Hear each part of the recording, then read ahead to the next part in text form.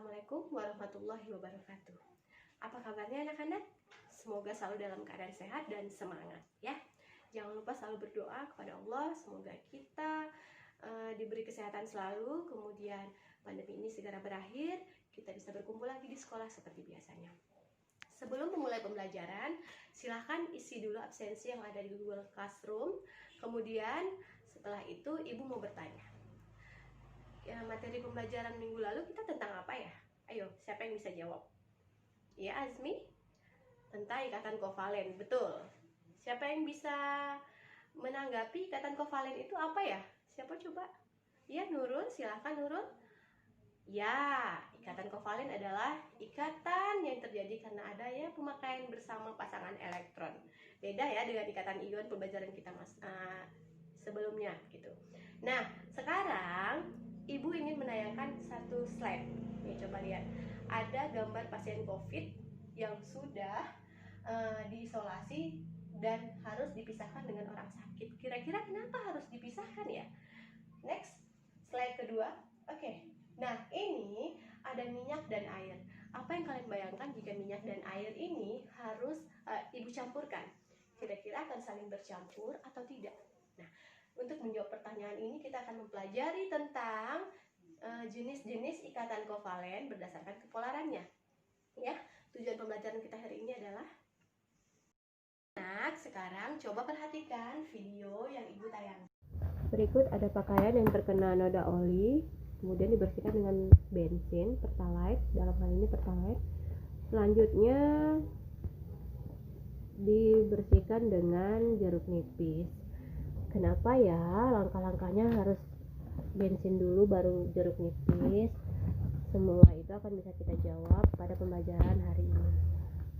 Berikut ada KPD yang sudah Ibu bagikan di Google Classroom. Silahkan jawab pertanyaan. Di sini ada peta konsep, kemudian ada materi dan ada pertanyaan-pertanyaan yang mengarahkan kalian untuk sampai ke kesimpulan. Juga ada link video YouTube, silahkan ditonton dahulu untuk mengisi tabel, isi kolom-kolom yang sudah disediakan, kemudian berikan kesimpulan. Nanti di akhir ada pengayaan untuk tugas mandiri di rumah saja. Minggu depan silahkan dikumpulkan ya. Selamat bekerja anak-anak, semoga tetap bersemangat ya.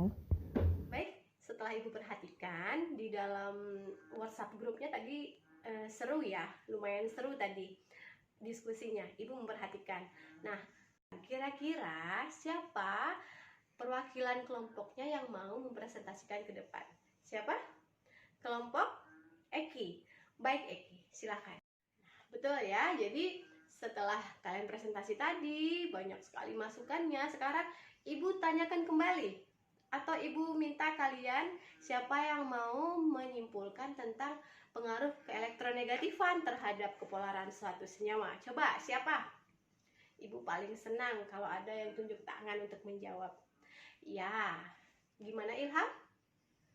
Iya, betul. Jadi, iya. Jadi, jika dua atau lebih unsur-unsur penyusun suatu senyawa itu beda keelektronegatifannya sangat besar, itu bisa masuk ke dalam senyawa kovalen polar gitu ya. Kalau sangat kecil bagaimana? Iya Lara.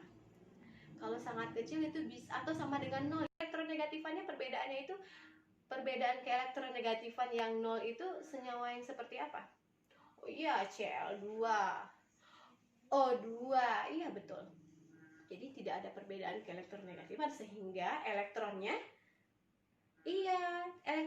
tersebar merata, tidak kemana-mana, tidak mengkutub ya. Berbeda dengan senyawa polar. Kalau senyawa polar gimana? Iya. Oke.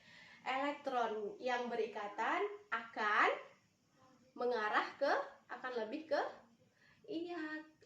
ke atom yang elektronegatif karena dia kayak elektron ya. Sehingga misalnya HCl. Nah, coba HCl. Kira-kira pasangan elektron ikatannya akan ke H atau lebih ke Cl? Iya, lebih ke Cl gitu ya, sehingga terjadi pengkutuban. Si Cl ini kan karena terlalu banyak elektron di sana, jadi kutub negatifnya. Ya, yang H tadi kutub positif. Nah, karena ada kutub ini tadi, dia bisa tarik-menarik atau tolak-menolak dengan hal yang punya kutub juga. Seperti apa tadi di percobaan, Yuli? Seperti penggaris bermuatan, ya.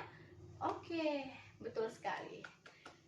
Ibu senang ya kalau aktif seperti ini. Nah, sekarang pertanyaan terakhir gitu ya.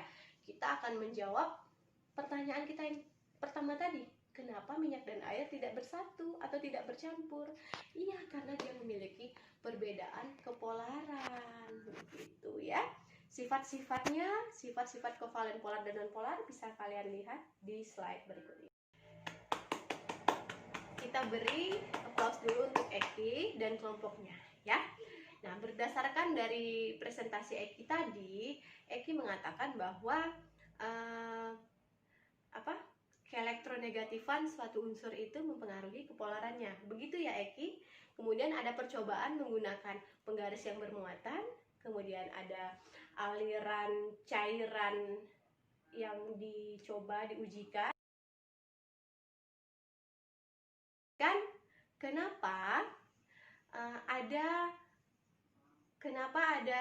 cairan yang dibelokkan dan ada yang tidak? Ya, siapa? Baik. Henny? Ya, betul sekali. Nah, begitu ya. Jadi ada penggaris yang bermuatan. Bermuatan itu nanti kan ada elektron ya yang berpindah dari rambut yang tadi kan penggarisnya digosokkan. Elektron dari rambut berpindah ke penggaris didekatkan dengan aliran yang keluar dari duren. Nah, aliran yang gimana tadi? Yang bagaimana yang dibelokkan? Iya, yang polar. Kenapa tadi Henny? Baik, betul sekali. Karena senyawa polar ini dia memiliki kutub. Jadi dia bereaksi atau dia bisa tarik-menarik atau tolak-menolak terhadap sesuatu yang memiliki kutub juga ya. Penggaris bermuatan ada kutub dong ya, ada elektron. Oke, betul. Siapa yang mau menambahkan? Iya, betul. Ya. Iya. Berdasarkan percobaan itu ada yang tidak dibelokkan karena kenapa tadi? Iya, karena senyawa kovalen nonpolar itu tidak punya kutub. Dia tidak berpengaruh, jadi penggaris bermuatan itu tidak mempengaruhi si senyawa yang nonpolar tadi. Iya. Gimana?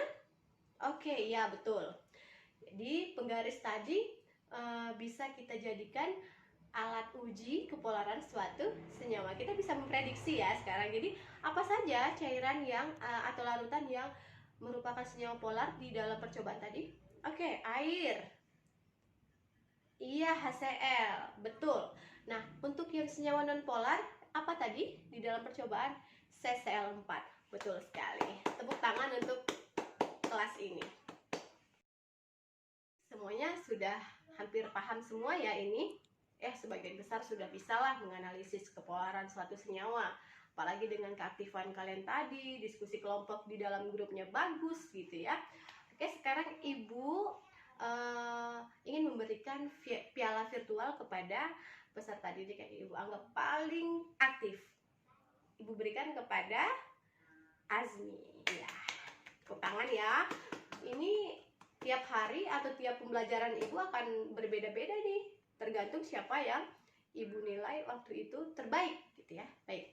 Nah, sampailah kita di penghujung pembelajaran ya. Tapi sebelumnya Ibu ingin kalian melakukan refleksi nanti.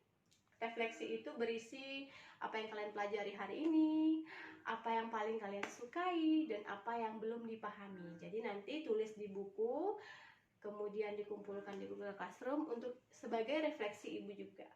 Nah, baik. Pada bagian terakhir seperti biasanya kita melakukan evaluasi. Ya, betul sekali. Evaluasinya silahkan ya. Silahkan buka Google Classroom-nya. Di situ sudah Ibu berikan link untuk kuis.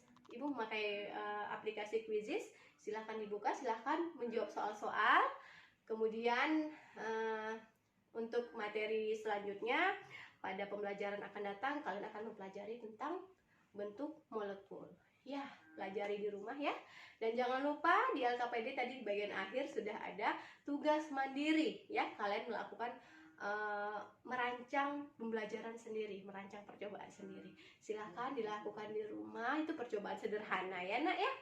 Silakan dilakukan di rumah, kemudian dijawab, dikirimkan ke Google Classroom seperti biasanya.